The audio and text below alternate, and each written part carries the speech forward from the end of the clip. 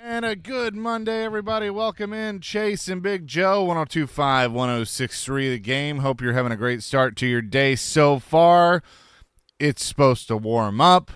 A lot of you still have icy roads like myself, and those are supposed to melt away as well. JoJo, what's up? What's happening, man? It's good to hear your voice again. Haven't seen you in it's been, 5 weeks, I think? I haven't seen you. Yeah, something like that. It's been a minute. So you'll see me tomorrow. Oh, okay. All right, I'll be calling sick tomorrow. Anywho, for those, I was watching the TV this morning and on Channel 5 and seeing all the roads that are still, my road's covered in ice. Is yours?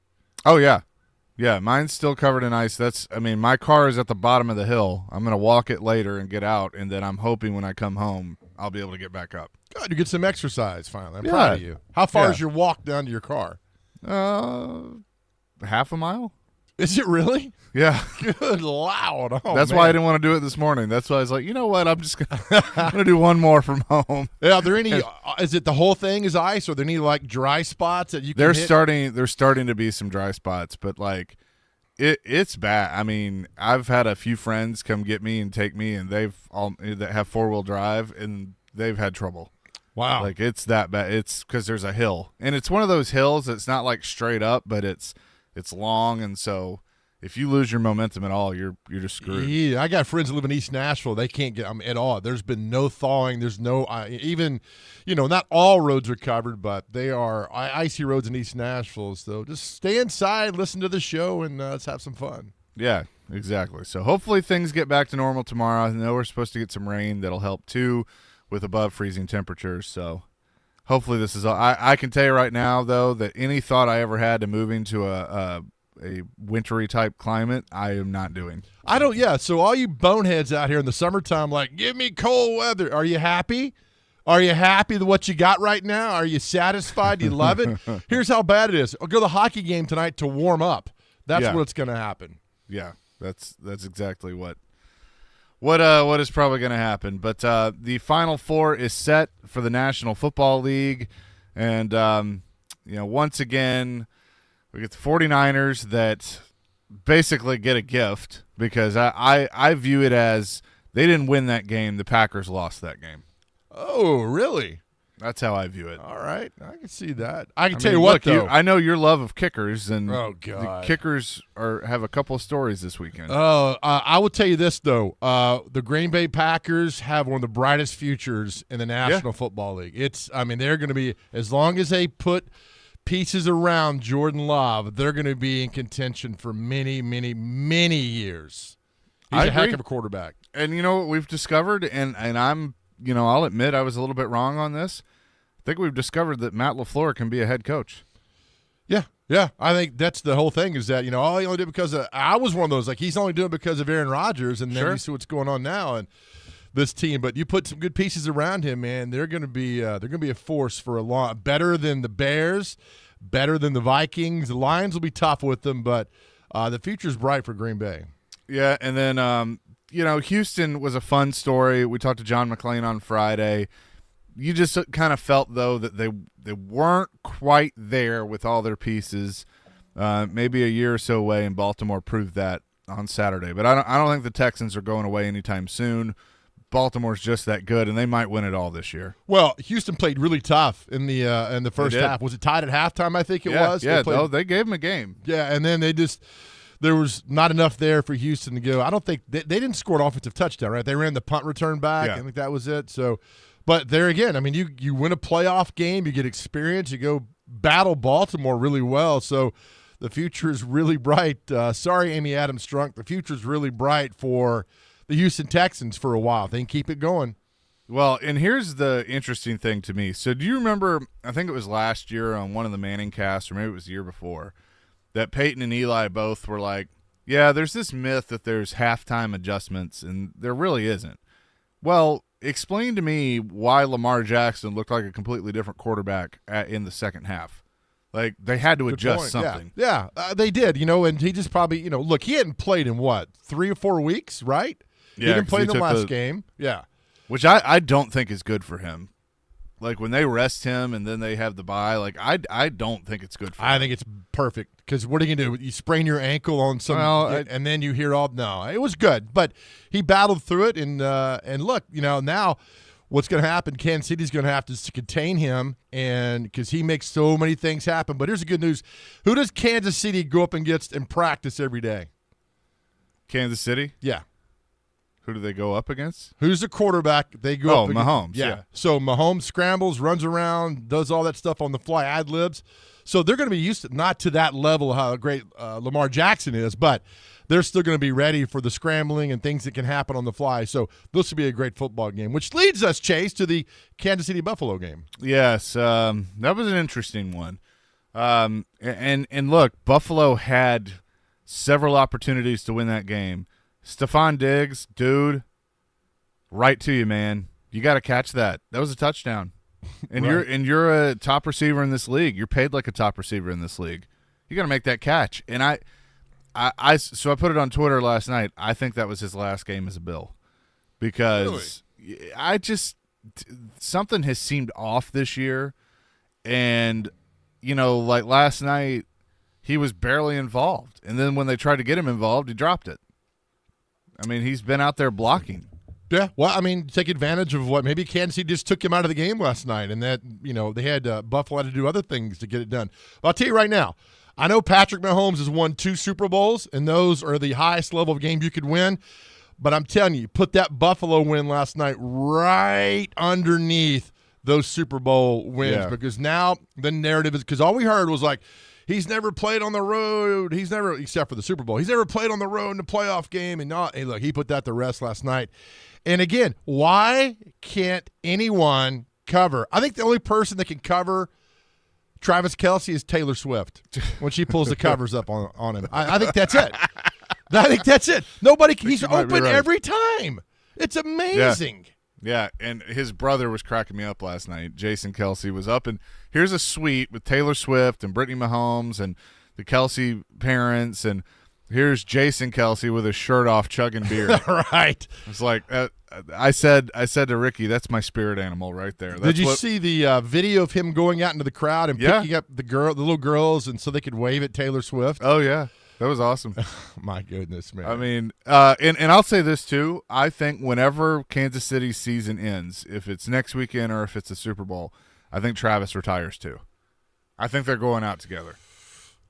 I thought he was going out with Taylor Swift. Well, he's going out. Yes, he is going out with Taylor Swift. I don't know, I think man. He retires. So I'm addicted to Kelce and the fact off the field stuff that goes on. Like I'm watching all these fan reels of him, and he's loving this, man. And if he retires. And part of that's gone, right? So, watch him walk into the hotel in Buffalo, do media. And everybody goes crazy. Watching him come on the field last night and all the Buffalo – I mean, like half the Buffalo fans were cheering for him according to all these reels. But I could see what you're talking about. But if you're healthy and keep going, hey, look, he should have retired after Jonathan Cyprien knocked him out in the playoffs in 2017 because that was a lick. And he was done from that moment on. Well, the Titans won that game because he got taken out. That's exactly right. I mean, it wasn't intentional. He just this happened. But I could see that. But, I mean, did you want to steal his brother's thunder? Maybe come back for one more? Because if they win the Super Bowl, he'll have a chance of getting 4 rings. Yeah, right. I mean, I don't know. But there's a couple of things in play here. I do think this relationship that he has with Taylor Swift is legit. Like, I know a lot of people were like, oh, it's a publicity stunt, yada, yada, yada. I don't think so. I just, everything you see of them, it just feels like, okay, they're happy. Great. Leave them alone. So I think that's in play and, family plans and all those things because I think she's going to wrap up this tour and we probably don't hear from her much for a while. And they can go and do their thing. He and his brother have what's next. They both have personalities. They can do their podcast. I think Travis is probably going to get a TV job whenever he wants it like Gronk has. I actually think Travis is more entertaining and has better personality than Gronk. Gronk's just, silly, but I think, Travis can certainly do something with that. And so that your next career is there waiting for you. And then haven't you kind of heard and seen some of the rumors that this could be it for Andy Reid? Like if Andy Reid steps away, wouldn't that be a good time? Yeah, I mean, but it has. I think it's predicated on winning the Super Bowl. I mean, look, you just ride Mahomes as long as you can now. If you can win, why not go for 4 Super Bowls? I mean, it's not like the grind, you know what's happening, but if it's all predicated on if they win the Super Bowl or not. If they do, you evaluate everything else, and now it's like, hey, we want to run it back, try to get 4, but if you get beat on this Sunday, it's like, we had a good run, and is that how you want to go out? But I love the fact that there are questions out there.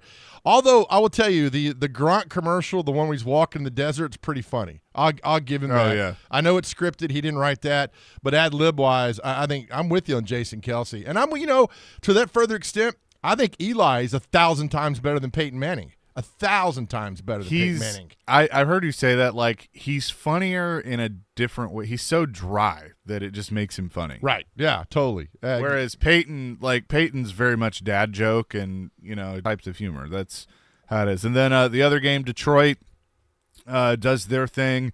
Tampa was a great story this year, Baker Mayfield, but Detroit's not going to be stopped. Like, I like the Lions against the 49ers. I do. I like how and I don't think they're going to get stopped. I'm reading all this stuff about Brock Purdy. There's a lot of hate for Brock Purdy. Like, he's just a average quarterback on a stacked team. I mean, you're reading all this stuff that goes on. But I will tell you this.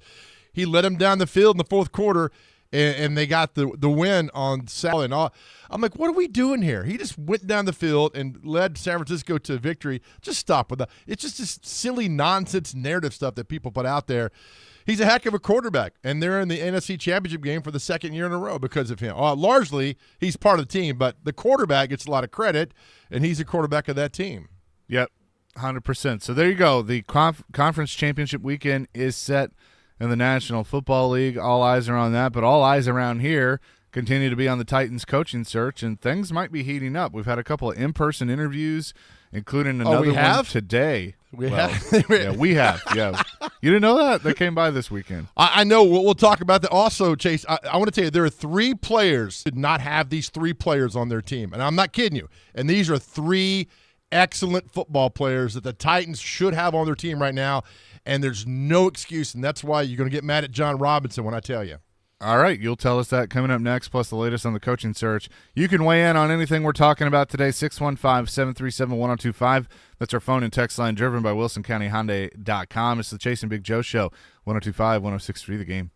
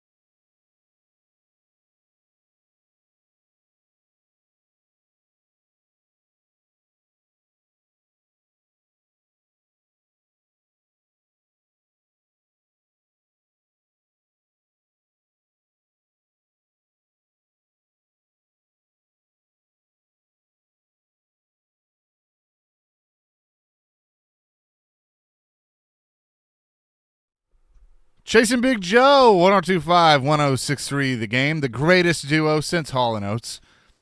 Hope you're having a good Monday. You like that, didn't you? I love it, man. So we are the Mahomes and Kelsey of Nashville. Oh, we totally are. Yeah. I like that. Yep. Brady and Gronk. Yeah, just keep going. Yeah, by the way, so speaking of Hall & Oates, Rexroad posted a picture over the weekend. I believe it was him and his daughter watching the Lions game. And, she's decked out in Lions gear. Rexroad's rocking a Hall & Oates shirt, and I thought that was pretty cool. So shout out to Rexroad on that. Was he embarrassed by the Lions? He couldn't wear a Lions shirt? I don't know. He's done this whole like anti-Lions thing, I guess, and that's that passive aggressive reverse psychology that I do every day in my life. It doesn't work, but there you go.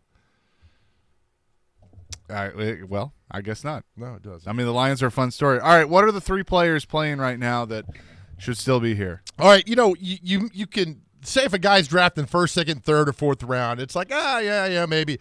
But these are 3 guys. 2 went in the very last round, 1 undrafted, right, that are still playing at a high level in the National Football League. Now, one is Trey Smith, right? Trey Smith goes in the 7th round in the 21 draft.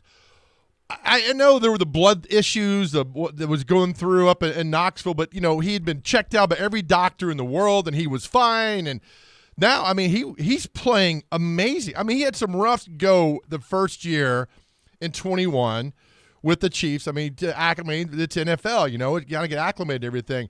But, I've watched him the last 2 weeks against Miami and against the guy's playing his tail off. I mean, he isn't, and I know we don't like, well, he's just a guard and blah, blah. Look, that's a very valuable piece on that Chiefs football team right now. Trey Smith, I don't know why it's a flyer in the 7th round. Yeah. You could have done that. Now, don't tell me this, the career panned out differently. No, it doesn't. It's still, we're not going to say what could and couldn't have happened, but he's playing amazing. So Trey Smith should be a Titan. I mean, there's no excuse why he's not, right? Yeah. I mean, I agree with that. That would have been one that they wouldn't have had some of the O-line issues that they have right now. Exactly. A second one, and we all thought this on draft day, it was like, take a flyer on this guy. And it was the 2020 draft. And that was, 2019 draft, and that was Jauan Jennings. Oh, yeah. 7th rounder. I mean, those guys, you hear a lot of guys talking now, Chase, like, well, I'm glad I didn't get picked in the 7th round because as an undrafted free agent, I can go to where I'm going to be able to fit in, not specifically to a team where I've got to stay there for a while. And I know we saw Jauan Jennings at Blackman High School. I know he had a lot of difficulty in Knoxville, all that went on up there. But the guy rebounded and, kind of reinvented himself. And he's kind of been the go-to guy for the 49ers the last couple of years on 3rd down. Well, and I'll tell you this, too. And I know that, receivers don't always want to hear this, but that dude can block, too. Yes. I mean, you watch him blocking down the field. He's a blocking machine. Yeah, he has done quite well. I mean, so I think he's in on just about every run play, I think, as a blocker. And he's made some huge catches in the last couple of years in the playoffs and in big games for the 49ers. That's a 7th rounder. He's going to be a free agent, and I know I've seen some people on Twitter kind of talk about, would you rather have him or Nick Westbrook-Akine? Because I guess you kind of put them in the same category. If they could bring Jauan Jennings home, I'd be okay with it. I don't think I don't think he's a number 1 or number 2. No. He's a role player. Yeah, but you need a role player, and you need a deep threat, and he can be a deep threat. Yeah, and I'm not saying this because I brought this up because these are guys all in the backyard, right? And so when you're here in Nashville and you read, you're going to read more about these guys first for anything else. The third guy he went undrafted. I know who you're going to say. Charvarius Ward. Okay, no, I thought you were going to say somebody different. No, I mean, he one of the best cornerbacks in football. I mean, he is playing undrafted out of MTSU. And I say that because Robinson took Byard in 16. So, he knew all about MTSU. He knew all about this. I don't know, it's hit or miss on cornerback, and I understand that. But he's a guy that's in the backyard. You see, just drive down 45 minutes. Talk to then head coach Rick Stocks. I remember Coach Stocks will talk about Charvarius Ward, about how, he just had that second gear and was shocked that nobody came and got him. And now he's one of the best cornerbacks in football. So 3 guys that could have been here playing for the Titans. I know it's hypotheticals, and I get it's out there, but still, these are guys that should have been here in Nashville playing for the Titans. Who's the 4th guy you thought? Hang on, I'm looking this up real quick because I want to make sure I'm right on this before I say something. So we had Trey Smith, Juwan Jennings, and Charvarius Ward are 3 guys that should have been looked at more in depth by the Titans instead of going out and taking somebody, a Dylan Raditz in the 2nd round who didn't even play in the 20 season because he was out with COVID or whatever happened there with him. So the Titans could have had Dawson Knox too. Yeah, right. And that was here. That was 2019. So he was taken in the 3rd round by Buffalo, pick 96. These were compensatory picks that he was taken out of Ole Miss. He was a walk-on at Ole Miss. Obviously went to BA. Here. I'm trying to remember who the Titans took. Nate Davis. So the Titans did okay in that 3rd round that year, but you think about it, some of the maneuvering that John Robinson was known to do, you probably could end up with Dawson Knox. And look, you don't know how any of this is going to turn out when you draft a guy, but you just think about all the tight end problems that the Titans have had the last few years. Having Knox on that team would have been awesome. Well, that's a slippery one because that's the 3rd round. These other guys are undrafted or 7th round guys. And look, you take a 7th round, it's like, maybe, you're not counting on that 7th round guy to stick around. How many I know Brock Purdy's a 7th, so when you get lucky with a 7th rounder, you get lucky with a 7th rounder. And so Brock Purdy, I know, was the last guy taking the draft that we're never going to not hear about that. But these other guys that, the 7th rounder undrafted guys who are making an impact and have done this for a while now, it's something else. But I think the Trey Smith one really bugs me. Yeah. Because that's the one that they, 19 Titans were doing well. They just missed the playoffs to the Colts, and they had, some good things around there. But the Trey Smith was the one. And I remember drafting, it's like, well, why didn't you take the guy? You could have had him, and he's playing so well now. That's the one I truly don't understand. Now he's got 2 rings or 1 ring? He's got 1 ring. 1 ring, yeah. Yeah, because you talk about lucky, just because I have this pulled up right now, the 2019 draft. 4th round, pick 106 overall by the then Oakland Raiders, I'd say was pretty good. That's Max Crosby. Yep. Can you believe he went in the 4th round? As good as that guy is now. Obviously it happens, but yeah, that's that's how your team is made. You want the 1st and 2nd rounders to do good, but for years the Titans hit on 4th, 5th, and 6th rounders. With who was Big Country? David Stewart, was that his name? David Stewart, yeah. David Stewart. Bo Scaife was a great tight end before he blew his knee out. Cortland Finnegan went in the 7th round. there was a lot of good players that they were drafted late. Because maybe you do more of your due diligence on those guys. I don't know, because, the 1st round guys are, you see all that stuff about them, but you really dive deep into those other guys. But the Trey Smith was the one that I truly do not and will never understand.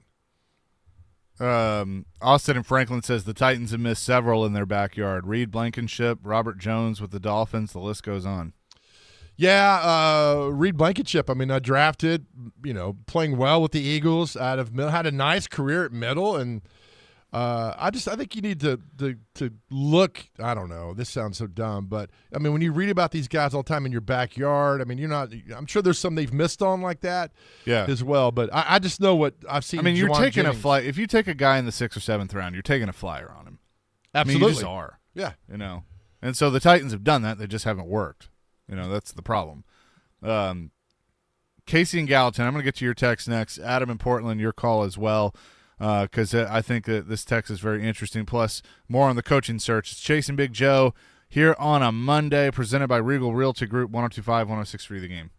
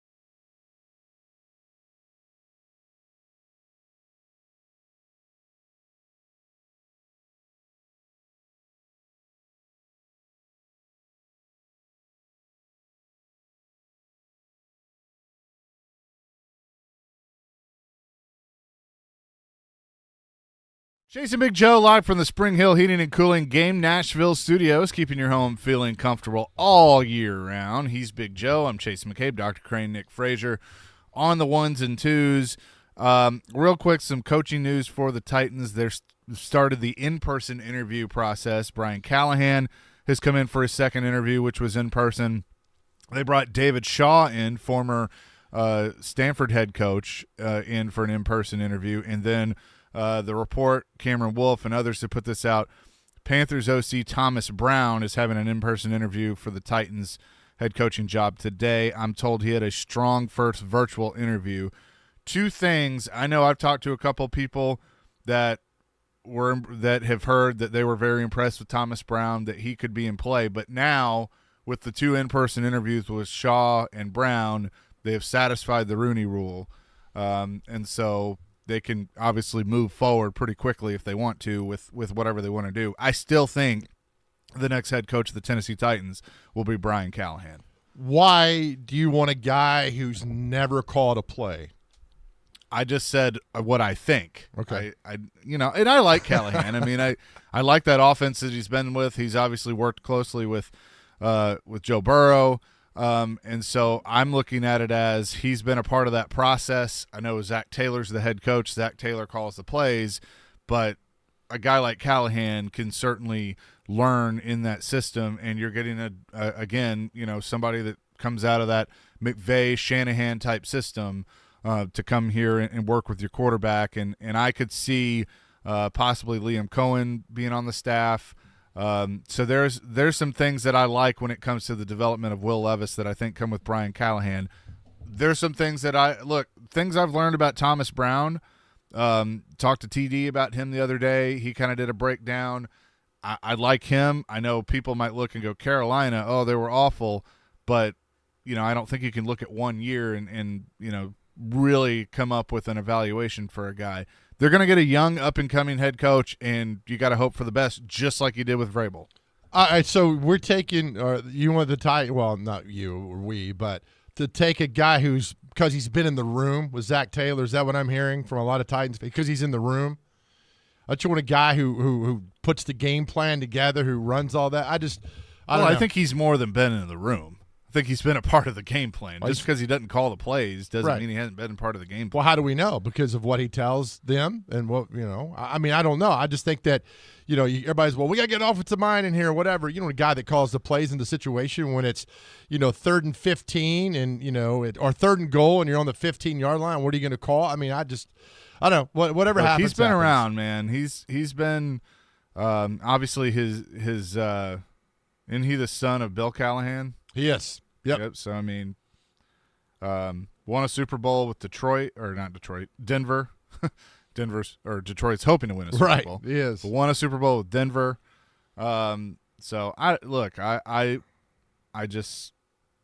him. I know. I think for me, I want to see, and this will just inflame many, but Aaron Glenn. I mean, guy played in the league. He's leading the Lions now. He's a heck of a coach. All reports, those guys have loved him. He's done really – I mean, you're only as good as the players you put out there. We understand that, but I don't know. He would be – Thomas Brown played in the league. Yeah, but Aaron Glenn, man. Thomas Brown played for Georgia. Well, good. Well, SEC. Aaron Glenn went to Texas A&M, I think. He sure did. What's something that Rand Carthon and Thomas Brown have in common? The running back position. They are both running backs at heart. So that's right. And they crossed paths in Atlanta, right? That is correct, in 2008. So there might be something there. That might be a Rand pick out of anything. I believe it's going to be a relationship pick. Probably. I don't know what his relationship is with. Aaron Glenn. Who knows? It should be. Like everybody kind of makes a big deal out of that. Oh, he's going to get somebody that he's connected with. Well, clearly it didn't work with Vrabel because they weren't connected. So why wouldn't you go get somebody you have a relationship with? Yeah, well, I mean, that's the thing. It's but I don't know the relation. I just think I like Aaron Glenn. I mean, it's why I picked you to be on this show with me. Like, we had a relationship, so true. I knew it would work. Well, I had to go through the vetting process, which was, was pretty tough, but we made it through there and we survived. I don't know. I think they need to get somebody in I think they'll make an announcement by Wednesday. I do too. That way. I think we could know today. I think tomorrow's probably more likely, but we could know today. I think Wednesday gives you time to make the announcement, Thursday the press conference, and then know that Sunday you have to go to the Senior Bowl. Yeah. You have to take whomever you coaches that you want to get and go to the Senior Bowl. And if you wait till later in this week or not this week at all, then you're missing. So I think the Senior Bowl is forcing them to make a pick for a head coach, and rightfully so. Okay, clearly, like, a lot of you are interested in this. So who do you want? Would you be satisfied with Brian Callahan? Do you want a defensive-minded coach like Aaron Glenn? Bobby Slowick, obviously. You know, I laughed at Jared the other day. He did his Jerry Jones impression. It was like, I want him. You know, that's who Jared wants. Who do you want? 615-737-1025. Adam in Portland has been waiting patiently. He has a comment on the Lions, and I'm sure the Titans as well. Adam, what's up?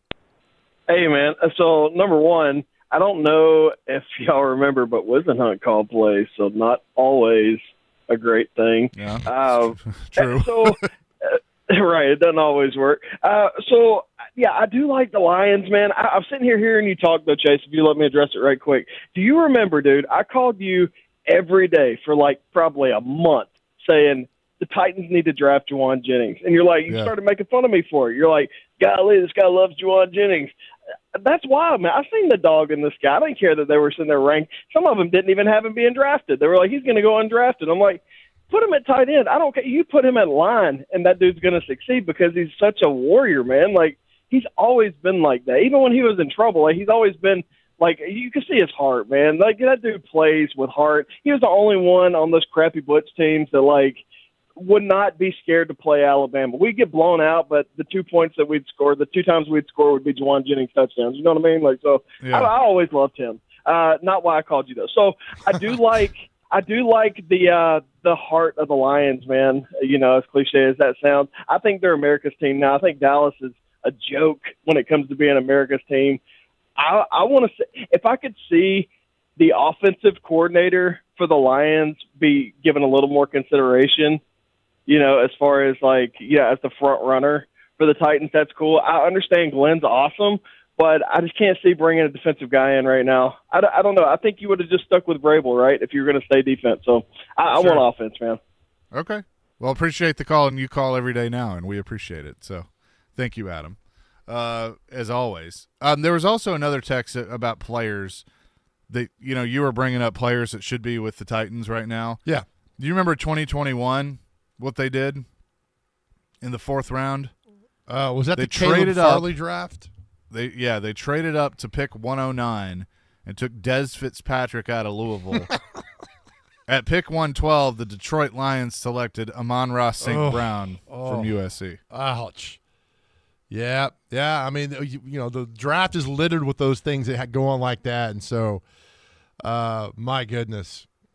Yeah, that one hurts. Yeah.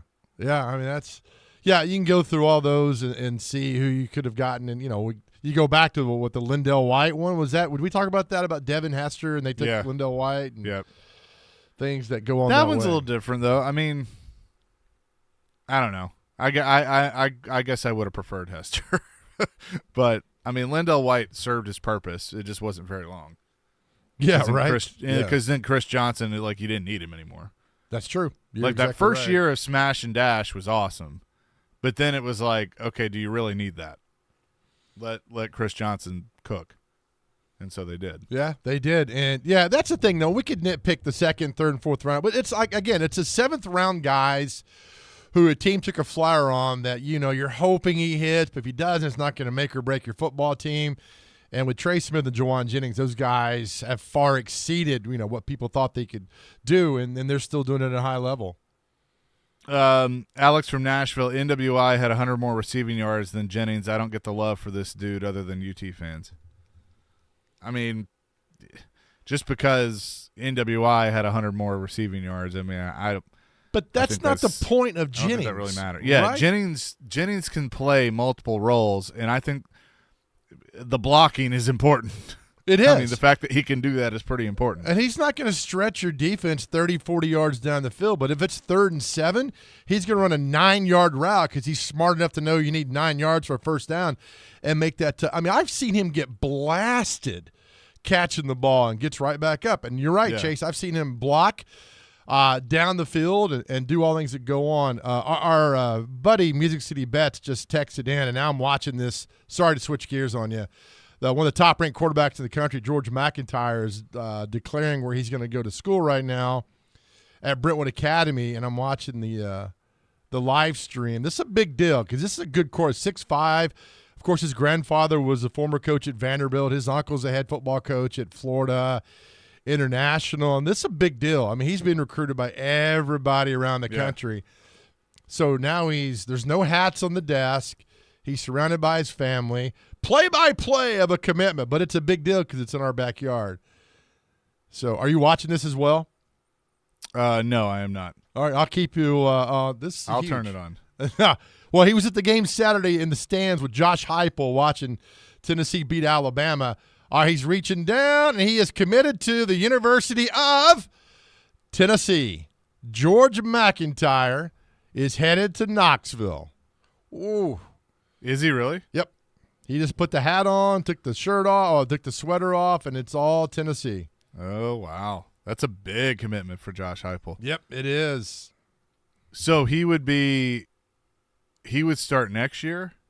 Or would go there next year? Fall of 25. He'll be a senior coming up this year. Okay. So it works perfect because you get a couple of years with Nico, and then Nico, if all goes to plan, is probably ready, and then McIntyre comes in. Yeah. So there you go. All right. Big day for the kid, but also a lot can happen between today and 2025. You are 100% correct very much, there. Dr. Crane. You're right. Dr. Crane with all that because Heupel could leave, and then, the portal happens. Well, we've talked to coaches, and it's like until they sign on that dotted line, they are still open season. So, I mean, good for him. I hope, does a great career in Knoxville. It's going to be weird if he stays in Knoxville to see George McIntyre leading the Tennessee Vols, knowing what his grandpa was a great coach at Vanderbilt and just back, I think he was there from like 79 to 85, and it was, got him to a bowl game in 82, and Whit Taylor, that was a fun team to watch in 82, and 84 they did really well with Kurt Page, who by the way was former Father Ryan guy. It was I think he's the first quarterback in SEC history to pass for more than 3,000 yards in a season. Yeah. Interesting. So, it is. Thank you, Dr. Crane. I did not know this. Yeah. We did not know this. 615-737-1025. That's our phone and text line, driven by WilsonCountyHyundai.com. So congrats to young George McIntyre for committing to UT. What? No, I'm just John McClain retweeted me, and I always get a kick out of that. Hey, tune in to 93.3 Classic Hits this Wednesday night for MTSU men's basketball. The Blue Raiders are at home facing Jacksonville State. Pre-game coverage at 6, tip-off at 6:30. Coverage also available on the 93.3 Classic Hits app and at 93.3classichits.com. We'll have more coming up here on the Chase and Big Joe Show, 102.5, 106.3 The Game.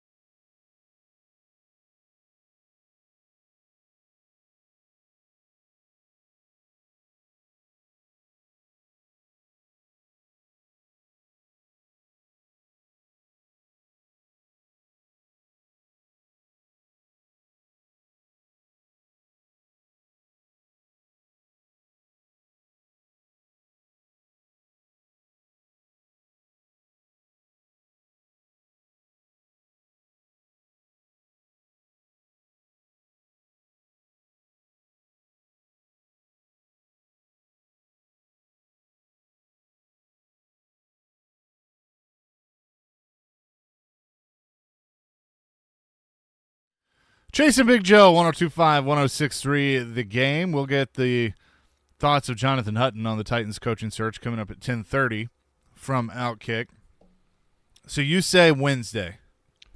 Yeah, I think announcement Wednesday, presser Thursday, hit the ground running this weekend, and they go to the Senior Bowl. Remember when much was made about Malarkey and John Robinson, road trip into the Senior Bowl together? You remember that? Yeah. 2016, I think it was.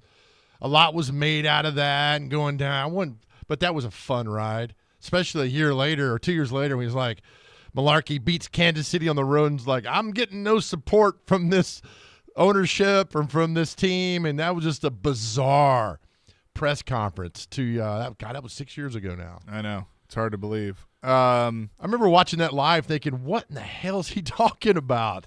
And then it all came full, we all figured out, on during the week, like, oh, man, this isn't good. There's what's going on here. And then they'd just beaten the Chiefs. I know. It's weird how it all went down. But, I think this stuff with Vrabel has been kind of weird too. Yes, it has. Because, we can sit here and would you agree or disagree that with Malarkey, you could have made an argument for a change and you could have made an argument to keep him? Just with Vrabel, I could have made an argument to get rid of him, and I could have made an argument to keep him. I think more that we hear about how it went down the last 48 hours, it's kind of like, yeah, Mike, it's time to go. Sure.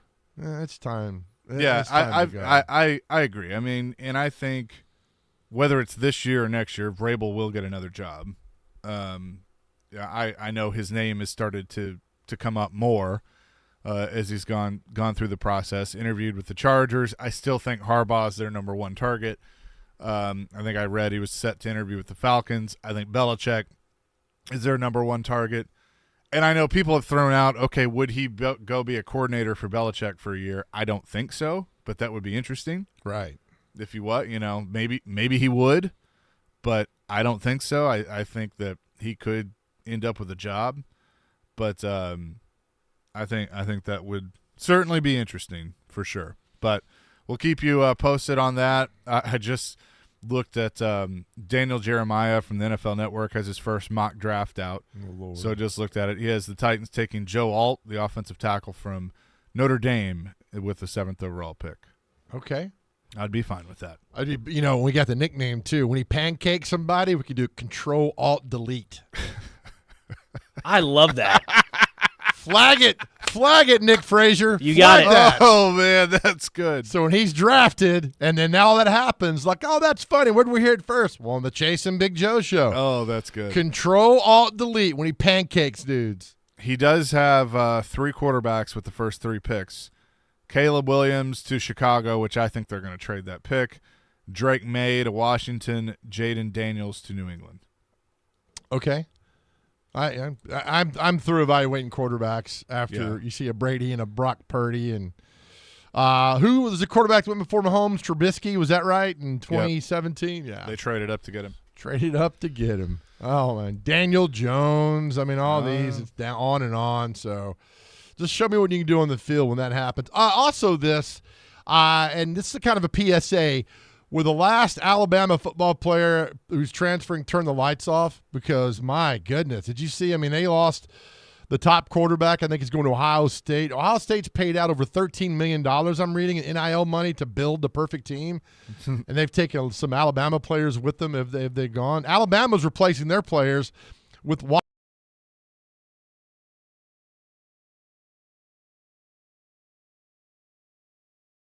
on. Indeed it does. And you know what else continues to go on and on? The Chasing Big Joe show in hour number 2. We'll have more coming here on 102.5, 106.3 The Game.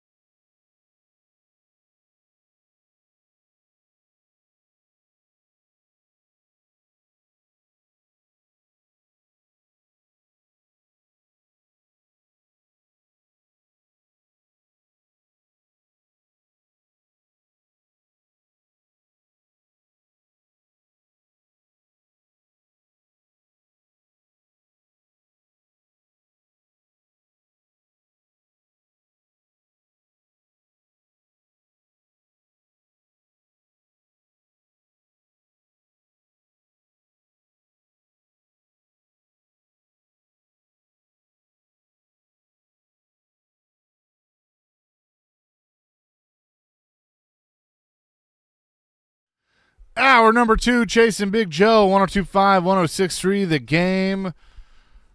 Dr. Crane, Nick Frazier with us on this Monday. Hope you're thawing out, having a good day so far. The sun is shining. That's good for those icy roads out there.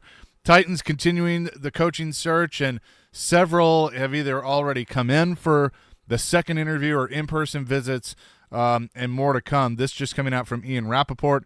Cowboys defensive coordinator Dan Quinn will meet with the Titans on Wednesday, and then the Seahawks on Thursday. A source said there will be others too. The Commanders also plan to bring in Dan Quinn for a second interview. So that coming out there from both Ian Rappaport and Tom Pelissero. I still feel like Quinn, even though that playoff game did not go well for the Cowboys defense, I feel like this could be the time where Quinn gets a job.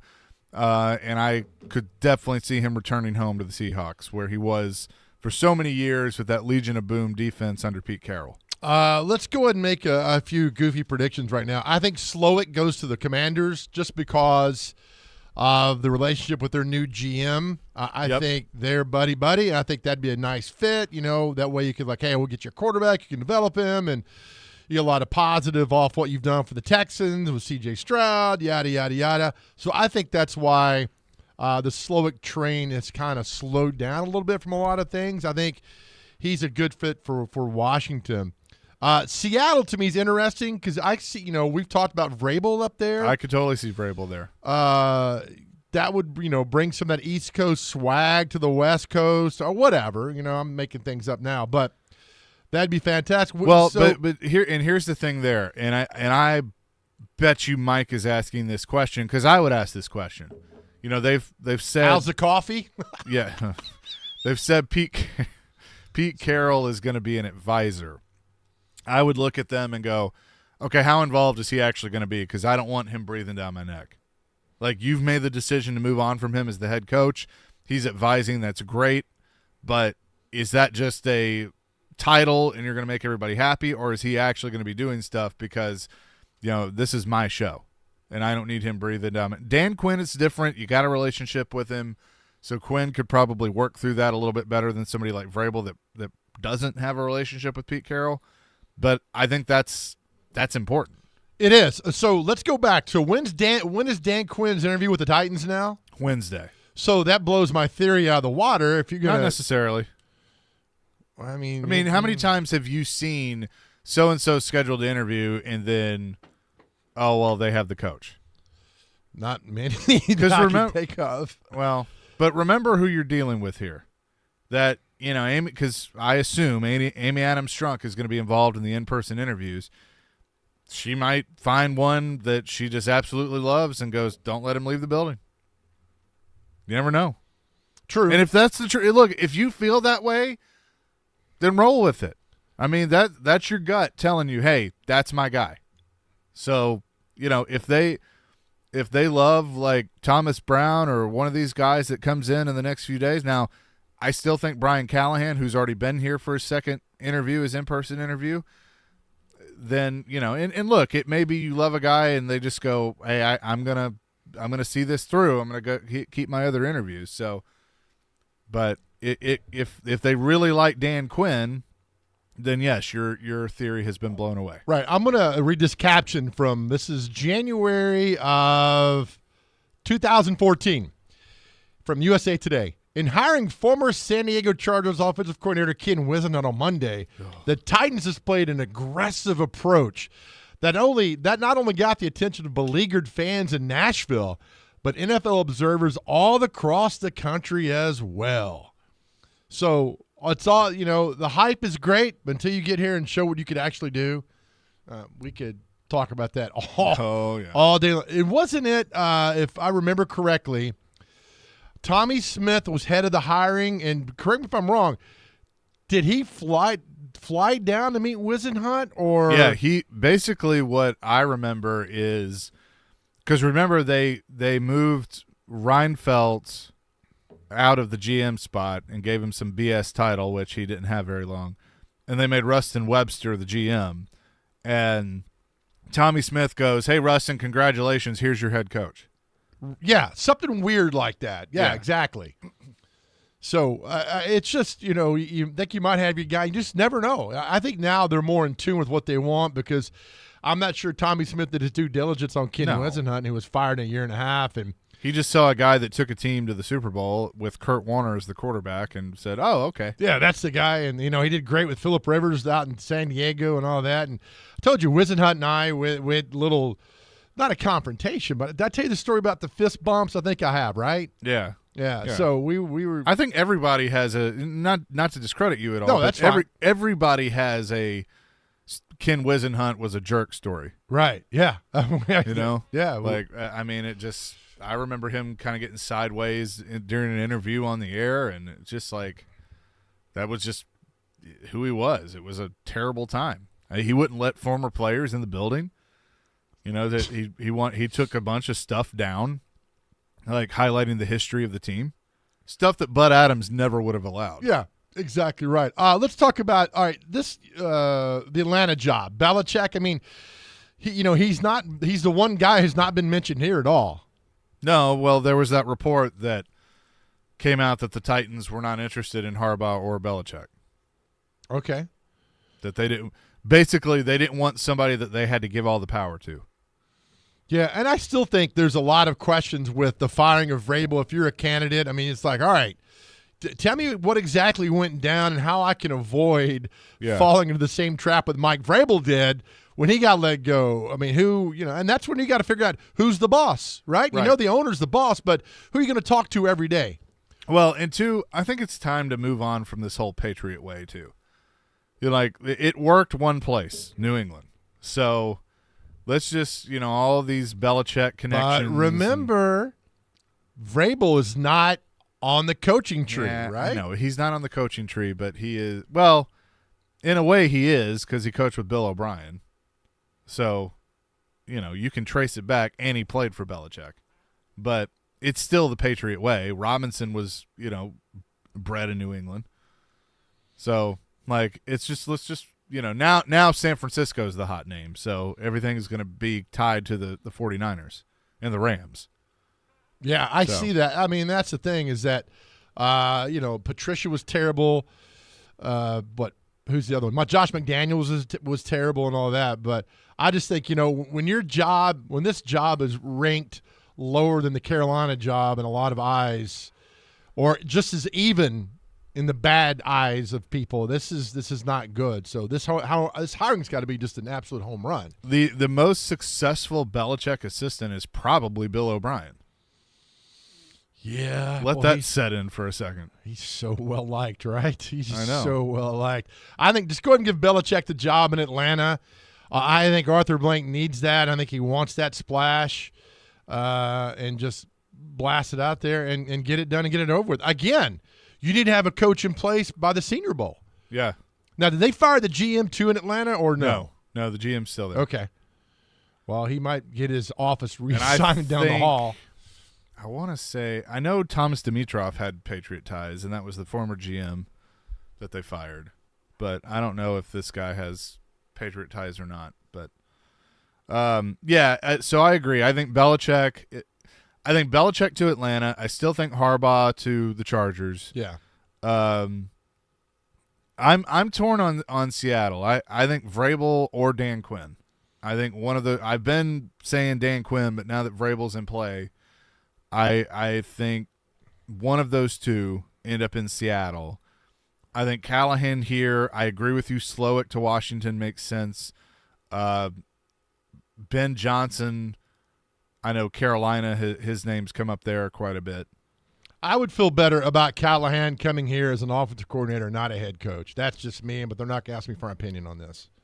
Well, look, I'll tell you a name that it's not going to happen, but McClain brought it up on Friday, is Jim Schwartz. And bring in, you have the veteran come in as the head coach that's been a head coach before but been in this league a long time, obviously knows this organization. He's been here twice. And then have him bring in, somebody to run his offense that, can develop the quarterback. I think whoever the head coach is, it would be, and if it's one of these San Francisco, LA guys, this could totally happen. Liam Cohen's probably going to be on the staff. Okay, so give me an argument against Jim Schwartz. Is there one? He's not an offensive guy. You can hire an offensive guy, right? Yeah, it wasn't great in Detroit. It wasn't awful. bad. He took over a team that was 0-16. Yeah, right. I know. But so, you're asking for an argument. That's going to be a part of the argument, that it wasn't great in Detroit. He doesn't fit the current NFL mold, of the high octane offense. And even though I think we all know defense wins championships, I still think that's true.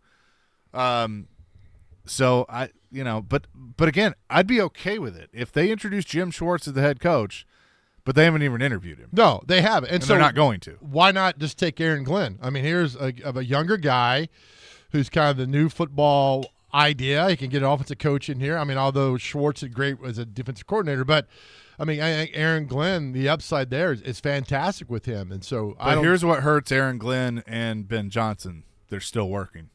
Still work. They can't interview till Wednesday, right? Is that what we read? They're still working, and you're if you really read the tea leaves. I know San Francisco obviously could win, but Detroit's got something right now. You could hire one of them, but then you're probably not going to get them until after the Super Bowl. That's probably going to be the truth. Well, would you not wait on the right? The thing with Amy Adams, we wanted to do now because we don't be waiting on the coach. Yeah, well, she's shown she's very patient. So. Yeah, so it's been 2 weeks now, right? 2 weeks tomorrow since Mr. Vrabel was let go. By the way, McVay had 3 seasons of play calling in Washington, 14 through 16 before taking the job. Callahan, has he called any plays? And don't give me the title excuse, well, he's in the room. Okay, that doesn't work for me. I don't know. He's called no plays. Okay. Although he's titled in Cincinnati's offensive coordinator. Although he's played quarterback coach for the Raiders, quarterback coach for the Lions, offensive assistant in Denver. See, it depends on who you talk to. People will tell you that a quarterback coach, a guy that works directly with the quarterback, is just as important as the guy that calls the plays.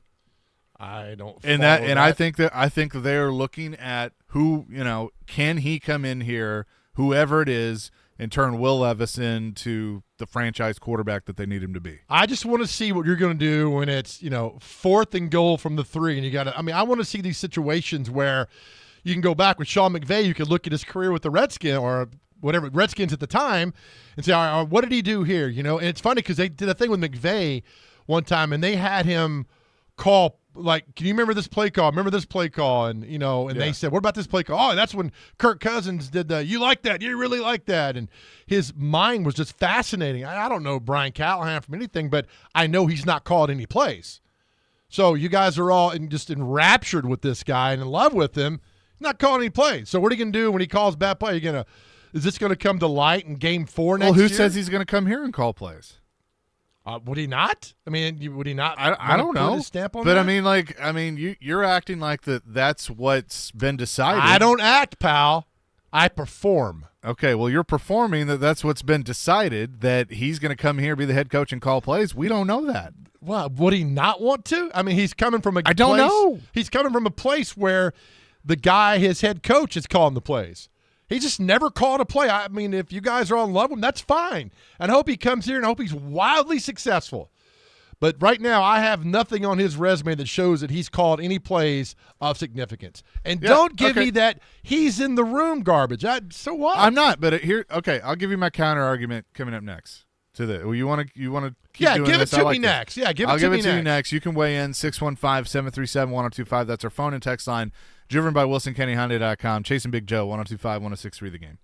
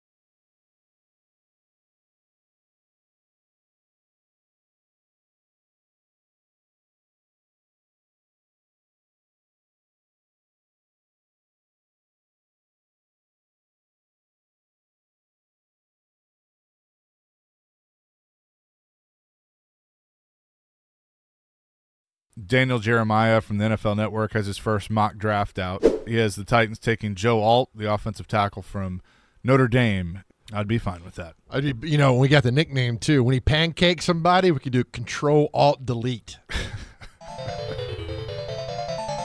I love that.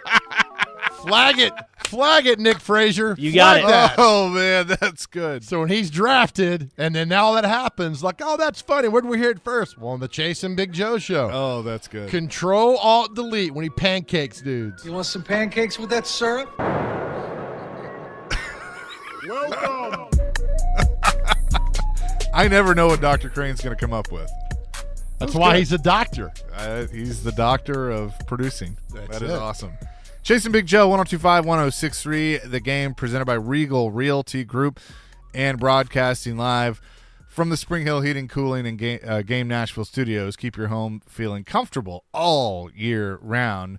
615-737-1025 as we take your phone calls and texts on our phone line driven by WilsonCountyHonda.com. So here's you're saying, you're bringing up that Callahan's never called plays, and that's a problem. Mike Vrabel called plays for a year, and it honestly wasn't very good.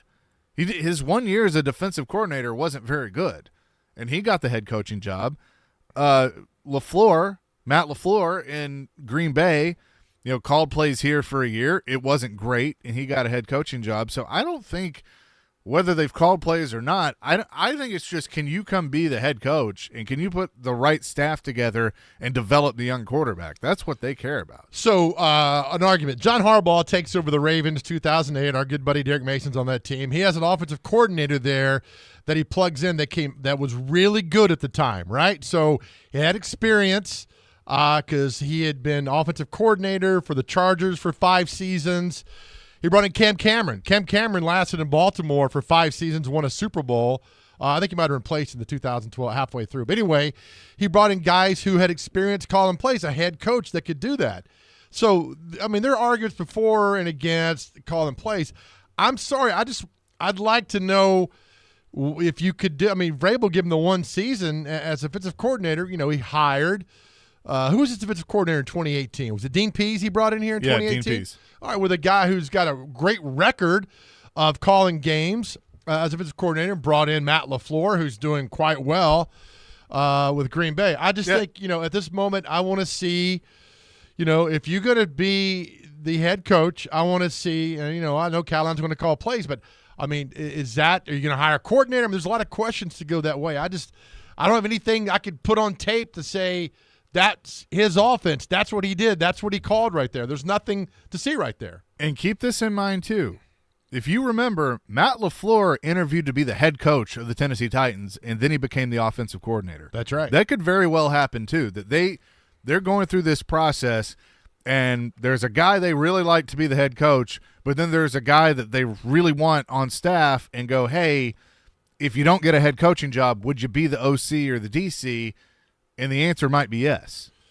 So with LaFleur, he had the title of 2017 of offensive coordinator. We know he did not call a play because McVay calls those. So he had the 1 season as the coordinator here in Tennessee, 2018. But, he had the lineage of being with, he's only McVay as a head coach 1 year in Los Angeles. I mean, we're comparing these apples and oranges now. But, I mean, if you guys want Callahan, that's fine. But for me, I want to see more what he's done on the So on the you field just wise. want a proven play call. If you're going to go offense, you want a proven play call. Or are you going to bring in somebody that's called plays before to run that offense and see what you could do? Okay, so what if they did that? So what if? Okay, I'm good with it. What I'm if good with Brian that. Callahan's the head coach and they brought in? I'm trying to think of options here. What, Liam Cohen, Garibaldi? Yeah, Liam Cohen. Was he bring not- him into? Was he not in Oasis, the band? Is that a different Liam? It might be a different Liam. Okay. Yeah, so you bring in Liam Cohen, who's worked with Will Levis before at Kentucky, right. and bring him in to call the plays. Yeah, I have no problem with that. But if you're going to come in and just be the straight OC and all that, then you're going to say, well, and you also have Joe Burrow the last couple of years, which, we could, put our name on that, and Burrow would make us look fantastic. But yeah, I'd be happy with that. Yeah. And I think Charles London stays on staff because he and Levis had a good relationship. I think he really liked working with him. So I think Charles London stays on the coaching staff. But I don't fault Callahan for cleaning house. I mean, you want to get your guy. You know, John McClain had a great point the other day that we should have expounded on, and I didn't do that. He said the first coaching staff that you hire is usually pretty terrible, right? Remember when he said that? Yeah. Because you're hiring your buddies. It's like, hey, if I make it, I'll hire you. If you make it, you hire me. But, once they kind of get through that and then kind of get a little success and then you bring more coaches and then you can really, really go. So, I wish this guy, whoever they get, if it's Callahan, all the success. And if he could bring T. Higgins with them or whoever else that's a free agent receiver that could come down, draft Joe Alt, and then start putting pieces in place to go forward. Because I do think you've got the quarterback now. Once you work with him and get him going, and the first year's behind him, whole offseason getting ready to go now as the starter, get all those first-team reps, I think you got something there with Will Levis. I agree with that. You draft your offensive lineman and then get some others, later in the draft. I'd love to see them draft a receiver, but I also would be okay if you went and got a T. Higgins or not so much a Diggs. I don't like his attitude, but yeah, I know he could be in play because they got cap issues, so Buffalo's going to have to make some moves. And then you have one more year with DeAndre Hopkins. You add another receiver. You give, you give. Crap! What did I really just forget his name? The Titans receiver. Which one? I don't. NWI? The one that wears 16. Oh, that Burks. Doesn't catch anything. Thank you, Traylon Burks. Where's Burks? Wow, did that really just happen? Hey, Titans coaching staff feels the same way, so don't feel bad. Wow. Burks. Sorry, Traylon. Where's Burks? But you give him another opportunity to try and figure it out with this new offense. So, I don't know. We'll get Jonathan Hutton's thoughts on this and much more coming up next. Chasing Big Joe, 102.5, 106.3 The Game.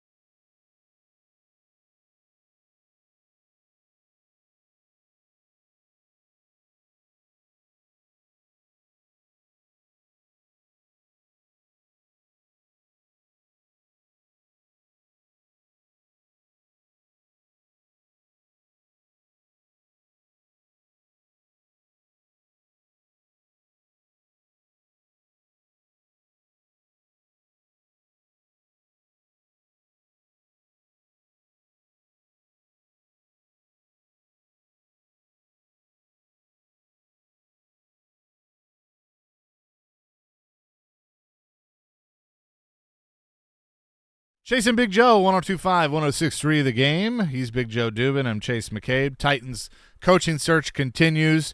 Thomas Brown scheduled to interview in person. Brian Callahan, Dan Quinn, another name that's scheduled to interview in person. They've had David Shaw, former Stanford coach, in for an in-person interview as well.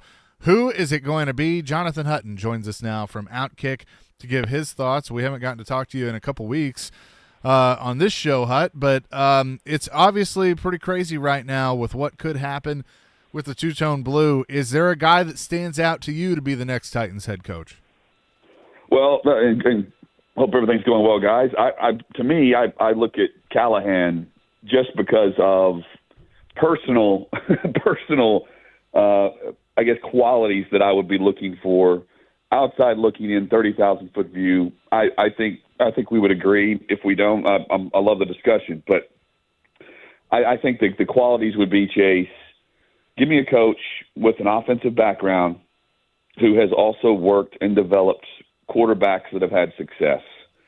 And if you look at Cincinnati with Joe Burrow and what we've seen from Callahan and just the way that he has made his way through the coaching ranks, I'm looking at something similar to that, more so than a defensive-minded coach. However, I understand that it does not have to be an offensive background quality that is number one on the list. They have to find someone that is a leader, someone that is going to command confidence, and someone that is going to also have the patience of a rebuild that is not going to happen overnight.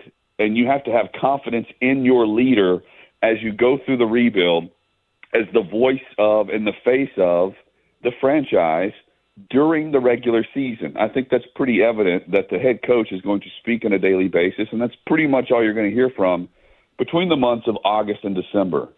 And that person is going to be the voice of the franchise. It's more than just, okay, what is he going to do for Will Levis?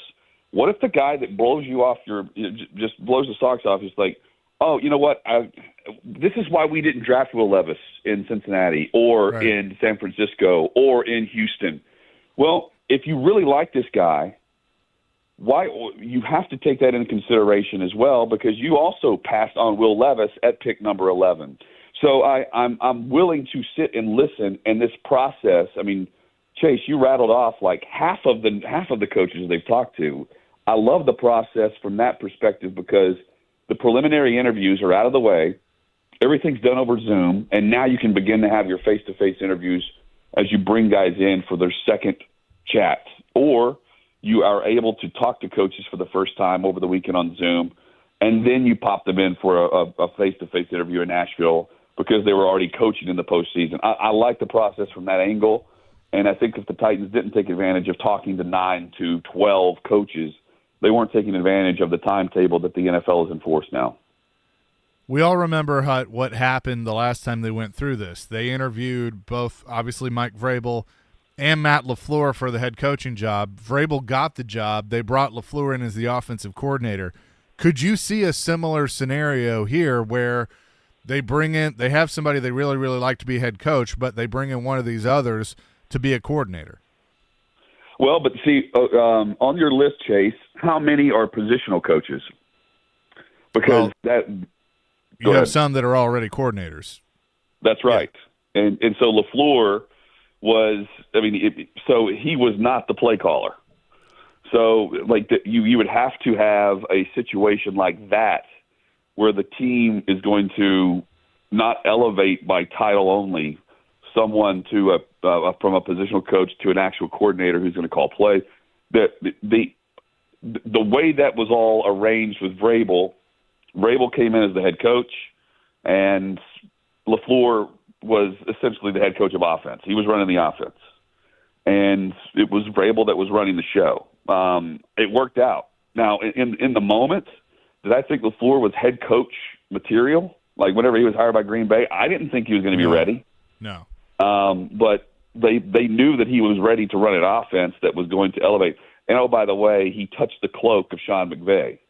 I don't hate the fact right now, just by what's working in the league, if you're from the McVay or Shanahan tree. I understand if you're looking for what Amy Adams Strunk mentioned about where the NFL is going with the ever evolving National Football League, adapting.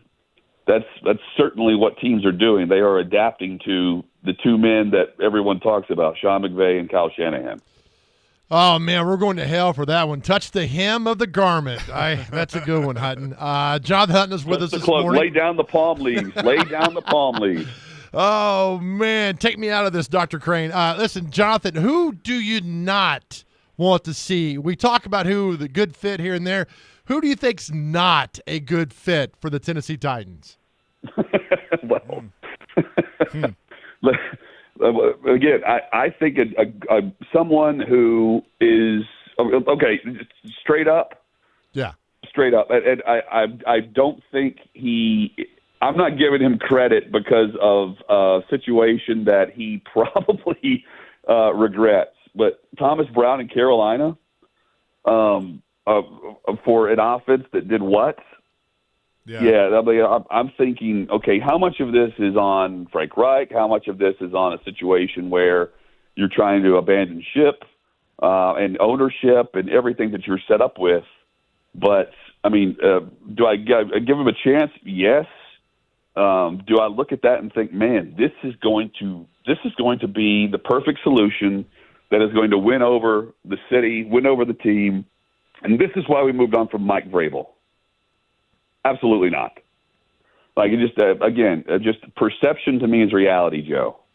And if I'm looking at the list of candidates and I'm looking at the qualities that I want my head coach to possess, someone from the Carolina Panthers right now, or someone that's currently on Bill Belichick's staff in New England, not something I'm really pointing to as the quality that's going to be checked off the box pretty high on the list of things I'm going to jot down. So, again, that comes to mind.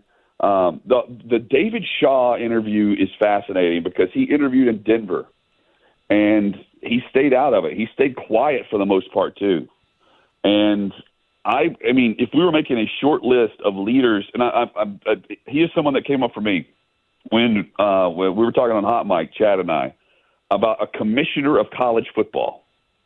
Who would you have at the top of your list of guys that you think universally would be fair-minded and someone that you could look at in a position like that and you think, okay, any program across the country is going to respect what this guy has to say?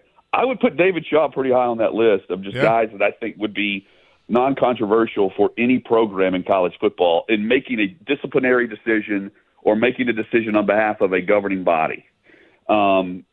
I can see how he can go into or behind a microphone or sit at a table and come across in a great way. Now, was he hired last year? No, they went after Jim Harbaugh. Do I think David Shaw would be a collaborator? Yes, I do. And so I don't automatically dismiss him because he's an outside-the-box candidate of this group that is getting interviews not just here but elsewhere, and he's done it now for a second cycle in the NFL. I don't dismiss it. And I don't necessarily rattle his name off for head coach automatically. I will sit back and listen and think, okay, help me understand it. Sell me on it. I can be sold on David Shaw if I understand the direction that they're coming from. But here's the thing. Whoever this is going to be, and this is the word that is almost like collaboration to me now, lockstep. He's going to be in lockstep with Rand Carthon. The collaboration is going to be legit from whoever they end up hiring, and whoever this person is going to be in the same mind frame and the same, step by step with Rand Carthon and how they're going to rebuild the Titans roster. So if that's David Shaw, that to me would be a surprise, considering who Carthon has worked with and who Carthon has probably already got on a short list of candidates that he would have brought into an interview had Mike Vrabel been fired with John Robinson. How important is it, Jonathan, that they have a head coach in place by the time next Monday when Senior Bowl practice begins? It's pretty high on the requirements, I think, Joe. But for the most part, I think it's more imperative to have your general manager in place, because you're going to have a new guy in that position that is coming in, and that will be working with the scouting department on a much more regular basis. And you're not going to fire your scouting department when you make the general manager hire, but you are going to have that GM lead that department. He's over all of the personnel. So I think that's more important. But from a staff perspective, the hire for me, with all the openings too, the hire is going to be from the week in Mobile. That's going to be a very busy week for the head coach, because we saw that from the most recent head coaches of the Titans too. You can put together your staff, but honestly, whoever ends up being the next head coach of the Titans, they need to have 3-4 names that they know with their coaching staff they're bringing with them, that they're hiring almost immediately, and that they know can layer a staff to develop talents and automatically get the most out of your first, second, and third round draft picks. Guys that are going to get the most out of your superstar players and also develop younger players to provide depth on the roster. That doesn't just come from the head coach. That doesn't just come from identifying talent in the draft. That comes from your staff that you'll put together. And I also, if we're talking collaboration, I need more of just the confidence that whoever the coach is and the quarterback is also going to be in communication with the staff, and they're all going to talk and speak the same language. I don't necessarily think that was always going on with the offensive line. Listening to Taylor Lewan speak, for instance, on what was going on, that's also important. So, yeah, I mean, it's not just one or two people, Joe, but the scouting department and Ran Carthon, they're in place, and you want Carthon to be focused on the Senior Bowl more than you do in-person interviews, and he's leading the charge in this. So I think they know who they're signaling this down to, and we're going to see it too based on the in-person second interviews. And I think after the second interview, and we've seen this, we've seen Amy Adams Strunk just admit, yeah, we knew it was going to be this guy. We knew it was going to be John Robinson. They certainly knew it was going to be Mike Mularkey. Like they know who they're going to hire when they get to the face-to-face part of this, and I think she'll have the understanding of who she's backing as well, based on what Carthon and company in that room are going to say. Yep, I would say by the time we talk next week, they will have a head coach. So that that feels good to me. I think a lot of teams will have that going for them. I think a lot of teams are going to speed up the process now. Yep, for sure. Hut, great stuff as always. Appreciate it. We'll talk next week. Now, hey, real quick, do you think Harbaugh and Vrabel will have a spot by this time next week? I think Harbaugh is in L.A. with the Chargers. I'm torn on – I think Seattle could be a good fit for Vrabel, but I also think Dan Quinn's very much in play there. Yeah. So I don't know. And I think Belichick goes to Atlanta. I think Belichick's in Atlanta as well, and I don't know about Vrabel. I still don't know, because I agree with you on Dan Quinn in Seattle, and I do think Jim Harbaugh is going to be a Charger. Yep, that's what I think. Vrabel could miss out this cycle and take a year off. So that could very, very well happen. But we'll talk next week. Appreciate it. Yeah, thank you, guys. Always appreciate it. Jonathan Hutton from Outkick joining us here on the program. We'll come back with What Day Is It and Celebrity Birthdays. Chasing Big Joe, 102.5, 106.3 The Game.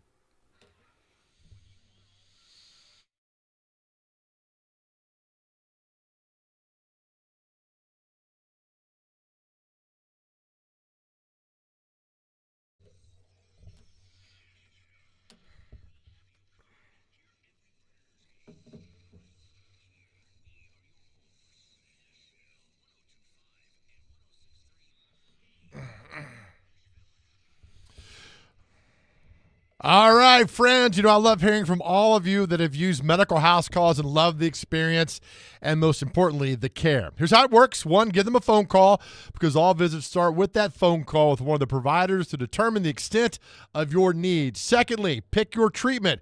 Answer a few questions. They'll provide you with the best treatment options: home visit, telehealth, or virtual prescription. Third, How about feeling better in no time? Yeah, their great medical staff will get you up and running. And yes, feeling better in no time. Board-certified nurse practitioners and physician's assistants will guide you the entire way. In fact, Chuck McDowell used Medical House Calls, so impressed with the service and their commitment and the care, he bought the company. It's simple. Just visit the website, medicalhousecalls.com. That is medicalhousecalls.com, where the nearest clinic is your home.